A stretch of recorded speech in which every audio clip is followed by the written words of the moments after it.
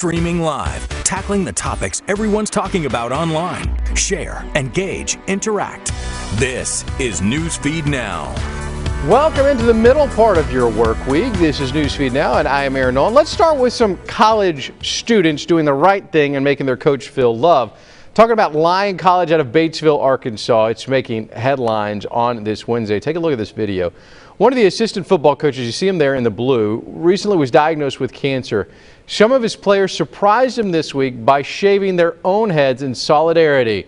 Apologize there for that video that's in the wrong direction, but it's still a very sweet moment as those football players offer support. They continue to offer their support. I've retweeted this video. You can follow me at Aaron Nolan News to get much more on that. All right, up next, we love get caught on camera stories. It shows us the real news, right?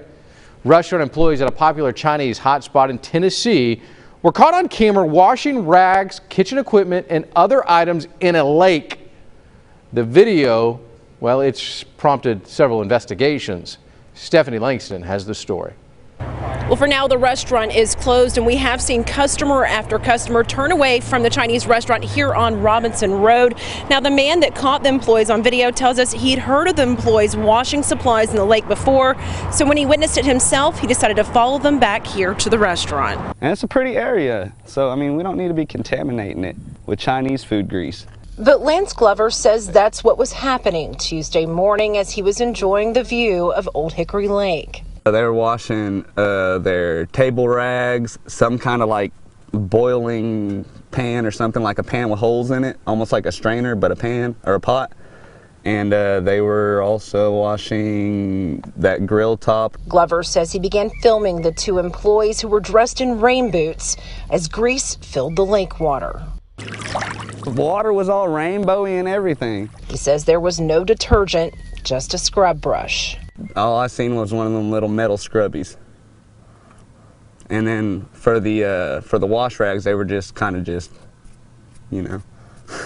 While he watched them dip a number of rags, a grill rack, and other items into the lake, he says there were 4 large buckets of items that they had already rinsed in the water. And this ain't a very clean lake, so it's pretty gross. There's all kinds of bacteria in this water. Glover followed them to the #1 Chinese restaurant on Robinson Road and witnessed the employees carrying the items inside. He posted pictures and a video on social media, and the health department came out to inspect the restaurant. At first, they kind of, they didn't know, they were not honest. But when I showed them the video, they were honest. The health department made it clear they need to wash, rinse, and sanitize all the items properly. We're trying to make them understand. We want to be on the same page. We don't want to get people sick, But just the thought of the restaurant supplies being put in the lake left customers of the Chinese restaurant disgusted. The thought of it kind of makes me sick right now. All right, Stephanie now joins us live from Nashville. Stephanie, there's so many different elements of this story. The lake itself, the cleanliness of restaurant equipment. I mean, where do you want to start on breaking down what's going on here? Well, I think the first question a lot of people had was, why was this guy filming these folks? How did he piece it together? Because the lake is actually not very close to the restaurant. It's down the way a few miles. So when he had heard about this happening, apparently multiple people I talked to down by the lake, they've been doing this for a long time, oh my almost goodness. every morning. So when he thought of himself, he decided to follow them and followed them back to the restaurant and discovered that these were the employees of the Chinese restaurant. Okay, what are the rules there in Tennessee? I mean, obviously in America, we tend to think that everything's handled in the kitchen. There's a washroom back there steaming things, a lot of hot water in order to disinfect things. What are the rules that must be followed by restaurants and their owners? Well, obviously, everything has to be sanitized, and there has to be running water in some restaurants. As far as I know, folks had running water, but I will say everybody that came out of that restaurant had bottles of water, which was interesting to me. And there's been no report of any illnesses that happened at the restaurant before, or any reports of not having running water. Reportedly, they said that there was a lot of grease on this grill rack. They wanted to get rid of the grease somewhere else. But as I mentioned, there were 4 or 5 buckets that are cleaned in here for these guys. be okay with this, and we're going to be, a pretty. Stephanie, you're breaking up right now, but I do want to clarify one thing before we go. The restaurant is closed right now and closed for the foreseeable future? No, they actually are back open. Oh, wow. They opened back up only a few hours after this. So a health inspector came out. They left them open for a couple of hours, and after their findings before, they decided to close them down. They gave them about 4 hours, I think, to sanitize everything, and then reopened last night around 6:30. All right, Stephanie, thank you so much. Appreciate you taking the time. Very interesting story there out of Central Tennessee. Of course, we'll continue to follow this. Follow Stephanie on Twitter for more information on that as we continue to find out more. But disturbing stuff, questions I probably wouldn't eat there. I got to be honest with you. There's no question for me. Moving on, Tropical Storm Dorian continues to churn in the Atlantic. Puerto Rico issuing a state of emergency. It is headed toward the U.S. coastline before it will hit Puerto Rico. It's going to happen, which is still struggling after a major hurricane hit the area 2 years ago. Nadia Romero is in Puerto Rico, where forecasters expect Tropical Storm Dorian to make landfall today. Dorian is picking up speed. The National Hurricane Center forecasts it to be a near Category 1 hurricane by the time it hits Puerto Rico. So we know that it won't be as big as Hurricane Maria 2 years ago. But with 30,000 homes using blue tarp as makeshift roofs, we know any significant wind gusts or heavy rain could make a big impact. On an island still grappling with the devastation of 2017's Hurricane Maria, residents are preparing for what Tropical Storm Dorian could bring. We were caught by surprise with Maria, but now we're on alert. Forecasters warn of hurricane-force wind gusts across the island. The whole island, including Vieques and Culebra, is going to be under tropical storm winds, sustained tropical storm winds, with higher gusts that could get to hurricane-force winds. As well as potential flooding from heavy rains. We are expecting now 4 to 6 inches, widespread 4 to 6 inches, with isolated amount up to 8 inches in some areas. Although Dorian is expected to be a smaller and less intense storm than Hurricane Maria, officials warn any impact could put the most vulnerable at risk, including those who still rely on tarps for shelter. The ones that have blue tarps, the one that's live in the area that are floating, they have to move out to our refuges. The governor declared a state of emergency on Monday to ready hospitals and shelters, and FEMA has deployed supplies and incident management assistant teams to Puerto Rico and the U.S. Virgin Islands, as residents hope they've done enough to prepare. I'm ready for whatever comes. FEMA tells us they have 3,000 agents on the island here on the ground ready. And we know there are hundreds of shelters open across the island. And the big concern now is about a power outage after Dorian passes. In Ponce, Puerto Rico, I'm Nadia Romero reporting. All right, Nadia, thanks. Let's bring in Chris Cozart from Lafayette, Louisiana. Chris, we were just talking about Puerto Rico. Obviously, right now, that's where the eyes of really everybody is, an American area there in the Caribbean Sea. Kind of give us a track of when it will hit Puerto Rico, and then after it goes through Puerto Rico, when will it hit Florida? Well, we have good news, bad news when it comes to Dorian. It just depends on your perspective here. So we have two named storms. Need to mention Aaron there off the really east coast of the Carolinas. We don't have to worry about that. It's actually de-strengthened, or it has actually weakened, into a tropical depression. But all eyes are on Dorian. So let's get a closer look at what we have currently with Dorian. Notice all the convection, the showers and thunderstorms. The actual circulation looks like the center of it is going to go east now of Puerto Rico. They actually may come out okay with this. They're still going to see possibly 60, 70 mile per hour winds with this. And in the package you just heard, that could cause problems because they're still picking up from Maria. But the bulk of the actual storm now is going through the Virgin Islands and missing a good majority of Puerto Rico there. And you can see that's good news for them, but that's also bad news for what happens further down the line, because now this will allow it to get into more open waters. Remember, the track before was over Hispaniola. We're well east of that at this point. So by this evening, we're expecting now Dorian to become a Category 1 hurricane with winds at 75 miles per hour. Notice that track is east of Puerto Rico, and it will continue that northwesterly track and strengthen further as we go forward here into your Labor Day weekend. And now the National Hurricane Center forecast that just came out at 11 a.m. Eastern, 10 a.m. Central has this as a major Category 3 hurricane on Sunday morning with winds at 115 miles per hour, having its eyes set there somewhere between Daytona Beach and those areas a little bit further south with a Category 3 status. It looks like Labor Day Monday morning, somewhere between about 7 to 8 a.m. right now.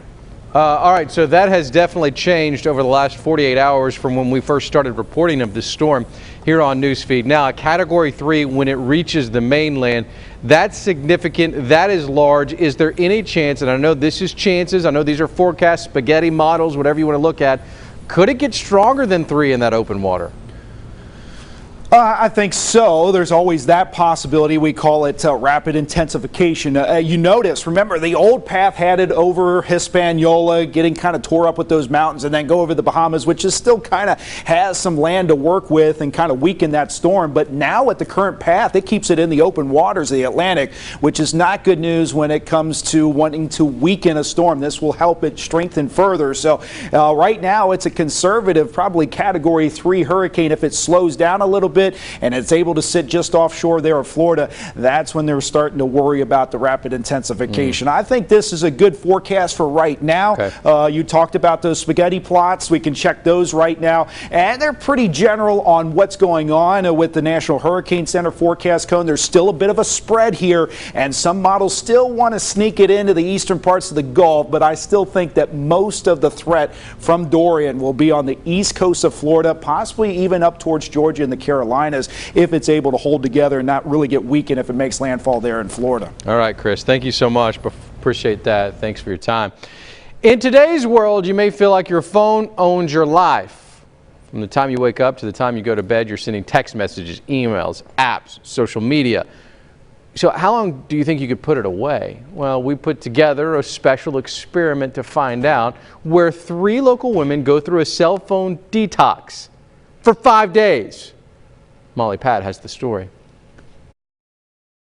Did you know you touch your phone more than 2,600 times a day? That's according to a study by research firm D-Scout. And these 3 ladies wouldn't disagree with that. Texting friends here and there, Snapchatting here and there, checking social media when I'm bored. Music for at the gym, social media, note-taking, almost anything and everything. Like social media, to check my bank account. So we put them to the test, asking them to give up their cell phones. And I got scared just because of emergencies. For 5 whole days. It's a week, I can do that. As I thought about it more, I was like, oh my gosh, I use my music for my phone, my alarms are on my phone, I talk to people on my phone. But at the end of the day, all 3 said they were ready and excited to take on the challenge. It might be nice to kind of unplug and be able to see just if I could do it or how the difficulties that would come across it. I was there when each became unplugged. We had all 3 women take videos throughout the week. I am at the end of day 1 without having my phone. To tell us about how their cell phone free days were treating them. All my roommates are gone now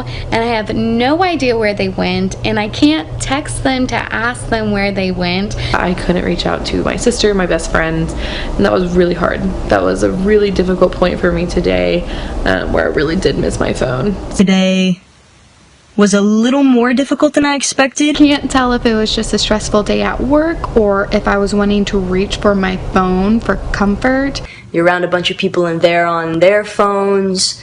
Kind of makes you maybe want to get on yours. But even while the days seemed to become hard without their phones, they all found some unique positives about being unplugged. I'll probably do the same thing I did last night and color. I colored 2 pages last night, read about a chapter in a book.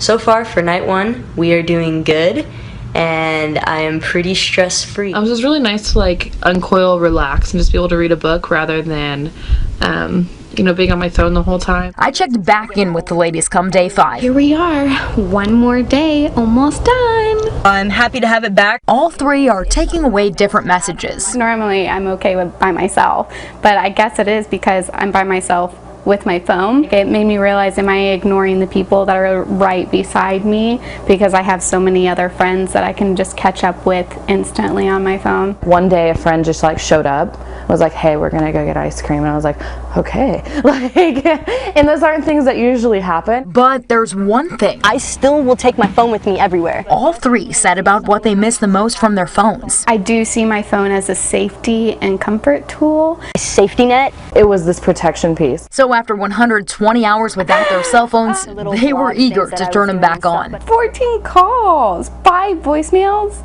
Is that bad? 51 text messages, 80 Facebook notifications, 10 Snapchats. So while they did miss out on a few things. But then I realized throughout the week that my life really hasn't changed without my phone. So maybe that's a message you can't leave unread. Let's go to Topeka, Kansas now. Tiffany's going to break down this story for us. Tiffany, do you believe those numbers, 2,600 times you touch your phone or look at your phone? Oh, I believe it. I have an iPhone and it will show you how many hours of a day or how many hours of the day you spend on your phone, and mine's pretty up there, so I believe it. Okay, how many is it? You got to dish it now. You know, I haven't checked lately for that reason because I know. How do you check? You go to your settings. Okay. If I go now, I'll pause the call, but you go to your settings. I believe screen time. Screen time? Yes. So under notifications, sounds, do not disturb is screen time. And notifications. there it'll show you how many. So far for today, I've only spent 43 minutes, so. Oh, mine's going to be way up there. I got to figure this out now. All right, but what does this tell you? I mean, as you're looking at a story like this, does it tell you that we rely on our phones too much, or is this a great technology in today's society of where we can really gain life from? I say both. There's pros and cons. I mean, for me, it's normally just social media. I mean, you know, I'm keeping up with my friends, but I'm also keeping up with the news and what's going on around me. So that's a plus, but con is maybe just spending too much time on Snapchat and just not being productive whatsoever. Here's the good news for me. I've only been on my screen for 2 seconds. 2 seconds, how about that? 2 seconds. So I think I just turned it on. So I probably will turn it off. I don't know if I'll like that. I don't know if I want to see that. But interesting study there. Thank you so much. Appreciate you chiming in, Tiffany, and teaching me something new in the process. Thanks. Yeah, no problem. Have a good one. All right, that is Tiffany from Topeka. Before we go, if you didn't jump on the Popeyes chicken sandwich craze, Steve and I did it yesterday. Steve was wrong, I was right. Chick-fil-A is still better. But you're too late because Popeyes is now sold out. I think this whole thing is actually a sales ploy. I think, I'm just crying foul. Nobody? Nobody? That was really good. All right, so here's the deal. Popeye's now saying both the spicy and the regular sandwiches are sold out. The idea was for them to be able to keep this around till September. I mean, how do you plan for chicken till September when you're a chicken place? You make chicken. Chicken is your lifeblood. Chicken is what you sell. How are you sold out of chicken? I just don't understand this. I really don't. And if you knew that you were selling out, why would you not call the chicken plant and say, I need more chickens because I need to make more chickens because I am Popeye's chicken? Needless to say, I think it's all a sales ploy. And now we're a part of that sales ploy because here we are saying you can't have the Popeye's chicken. Wait in line. Maybe you can have it. Oh my goodness, now my producer is telling me I have to say if you want to download the app, they will let you know when their chicken is back from the chicken place that has no chicken because they sold all their chicken because they planned all this chicken confusion.